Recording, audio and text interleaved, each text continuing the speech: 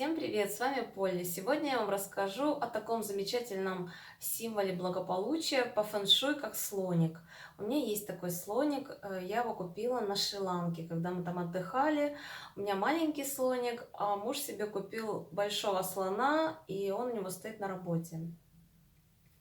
Я читала разные версии, что некоторые используют слоников с опущенным хоботом, но есть также версия, что нужно покупать только слоника, у которого хобот направлен вверх. И я тоже придерживаюсь этой теории. Я считаю, что хобот должен направлен быть вверх, не опущенный, и тогда он приносит благополучие.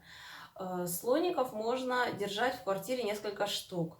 То есть, например, один слоник дает уверенность в себе, два слоника хороши там для гармонизации отношений между мужем и женой, три слоника хороши для тех, кто мечтает о детях, четыре слоника дают стабильность.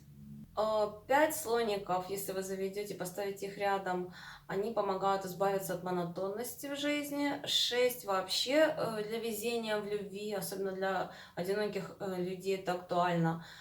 7 слоников дают успех в творчестве. Ну, это можно больше, там 10 или 11, по-моему, максимально. Но я считаю, что даже если вы одного слоника как бы себе приобретете, то он будет приносить вам пользу. Единственное, что нельзя, это приобретать слонов из слоновой кости. Ну, понятно, что если кто-то какой-то слон пострадал ради того, чтобы у человека появилась такая статуэтка, это однозначно плохая энергетика. Это, в общем-то, вы можете сами изучить этот вопрос. Ну, я вообще даже считаю, с гуманных соображений не надо ничего покупать из слоновой кости. Мне слоников очень жалко, очень люблю слонов, живых, и я бы хотела, чтобы их перестали уничтожать.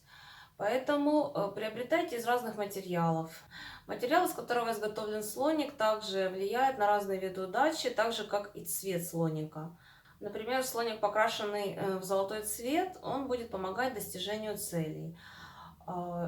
Слоник, покрашенный в серебряный цвет, он будет больше давать вам мудрости. Хрустальные слоники помогают избегать каких-то больших неприятностей, ударов судьбы. А если вы хотите стать более уверенным, успешным человеком, вы можете поставить себе малахитового слоника.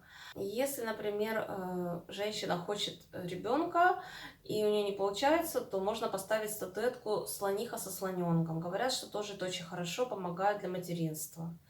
Но вообще, независимо от того, какой формы, какого цвета этот слон, если он вам нравится, обязательно его приобретите и поставьте дома или на рабочем месте. У меня к слонам вообще в целом очень нежное отношение, я их очень люблю, мне как-то их вообще так жалко, они такие очень беззащитные, мне кажется, вообще очень доверчивые, очень хорошие. Я все время смотрю передачи про них, как они там рисуют и как их там заставляют работать и дрессируют их.